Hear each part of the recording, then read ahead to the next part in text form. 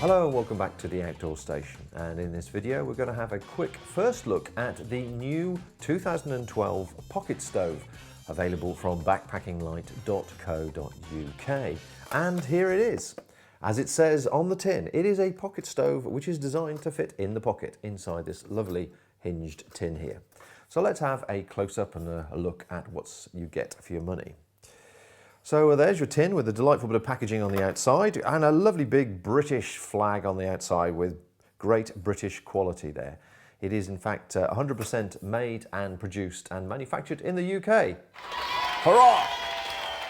Inside your stove, inside your tin rather, you've got the obviously beautifully printed tin here, and then you have your instructions and product inside. Now you notice there's plenty of space in the top of this packaging here, even when you've taken the instructions out, and that is of course so it allows you to pop in a flint and steel, some tinder or whatever you might be using for your particular outdoor experience. Let's put the lid to one side there, and so we've got the instructions and a few useful pieces of information, and this is what it consists of. You have a back plate there, two side plates, a door, and a square base plate there. Now the weights of all this are the sides and the back are 31 grams, the door is 26 grams, and the square base is 22 grams. So the total amount of the whole lot is only 141 grams. And in fact, the tin is probably one of the heaviest parts, and that's 50 odd grams. So with the tin, it's 195 grams, which is quite respectable. Now the stove itself is designed to be a multi-fuel product, primarily working with wood and organic matter, but also obviously with Esbit, Hexamine tablets, and quite a few meths burners. So let's now look at it in its organic wood burning format and explain some of the features as we go along. So we take the back panel first of all. You take the two side panels, slot those into place. The base plate does in fact have a top, front and a back.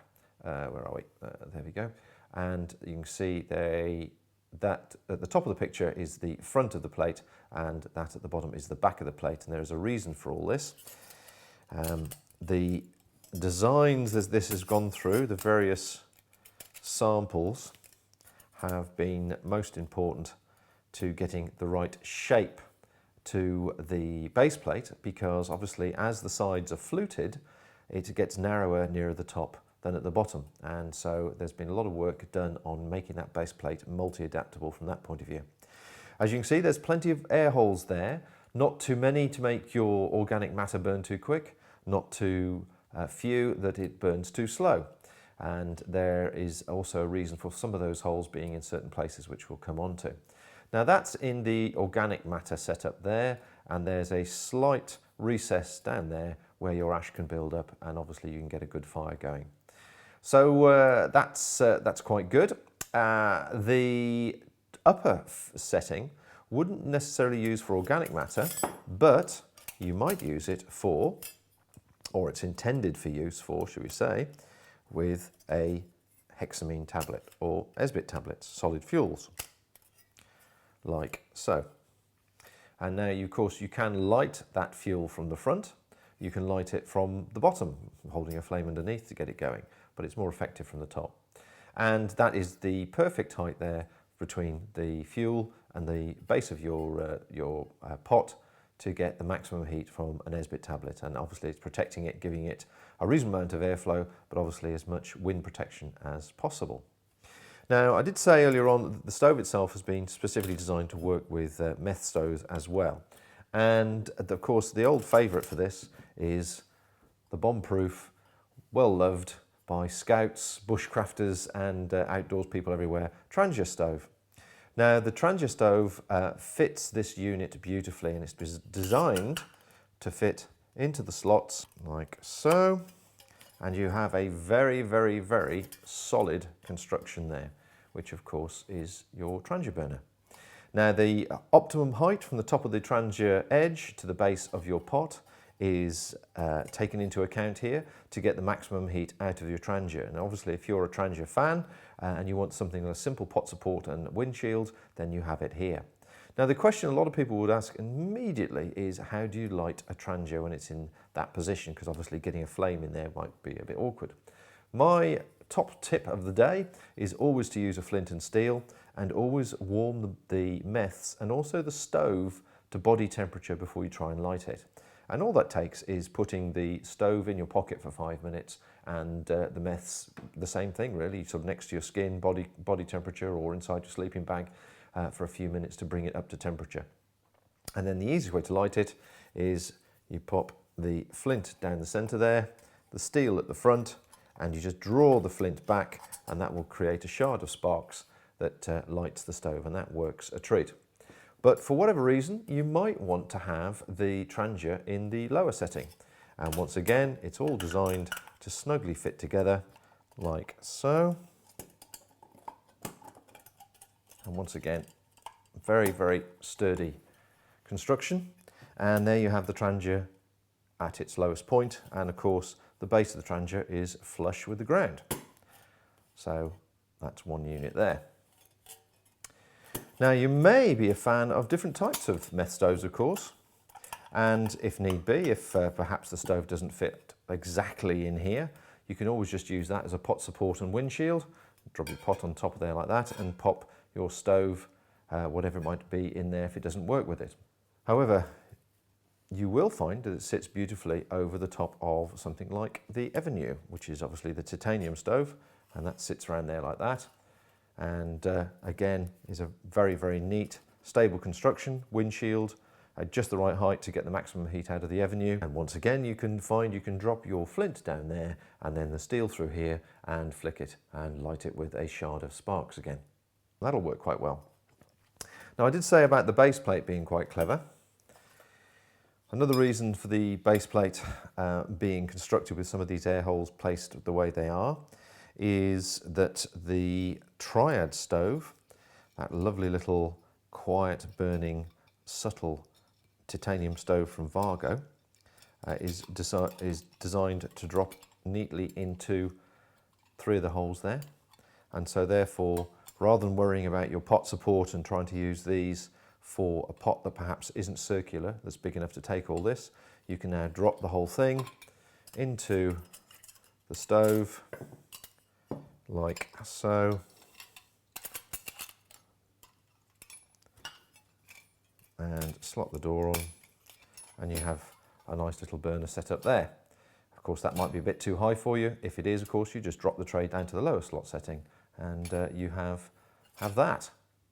So, of course, this now depends on the type of pot you're using, and as you can see from the size of it, it looks like it'll fit with most things, which is quite right, and of course be stored in most pots.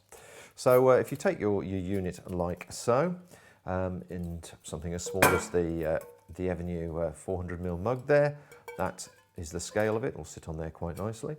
The good old Crusader mug, the one that all the bushcrafters are very keen on, that sits nicely. And of course with the Crusader mug, the best part of it is the actual final unit, if you keep it in the tin there, will pack away and disappear inside the mug like that, which makes for your great packing. And obviously there's plenty of space there left for your brew kit and various things and so on as well. Even with larger pots, like for example the Avenue 900ml pan there, that'll sit on there nicely and get the most from it. Now in some cases the heat might build up inside here and build up against the base of the pan and then start to back down a bit. So the useful thing is a trivet, of course, to perhaps lift the pot up slightly. And it just so happens that the Avenue titanium trivet, which is that one there, sits in there beautifully like so, and that will do exactly that. It will raise the pan up a centimetre and just increase the airflow to prevent blowback coming out through the fuel door. There we are then, a first look at the pocket stove and the component parts and how some of the configurations, the way it goes together. It is, of course, produced in 0.7mm stainless steel, which gives the overall weight of 141 grams, as I say. and it is now available in 0.5mm grade 2 titanium. So that just leaves us now to see the stove in action, and we'll take it outside and do the usual thing and set fire to it.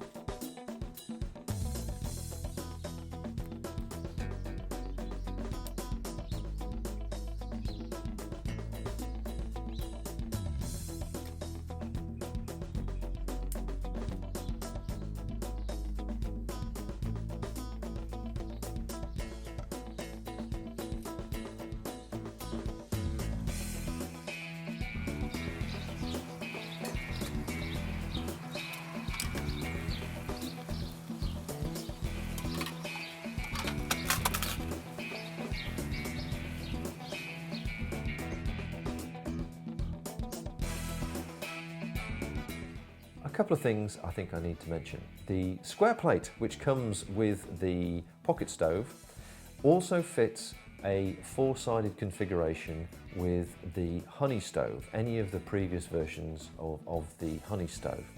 So that will now allow you to have a decent base plate to use when you're burning organic matter, when you're burning Esbit or Hexamine tablets, or as a support of some kind for another stove. Finally, this stove works exceedingly well in low wind conditions. It obviously helps and improves performance when you have a windshield. And in one of the later videos, I'll be showing you how to make a purpose-made conical windshield which clips to any pot that you might own and allows you to maximize the heat output from any stove placed beneath. But more of that later. Thanks for watching. Catch you next time. Bye for now.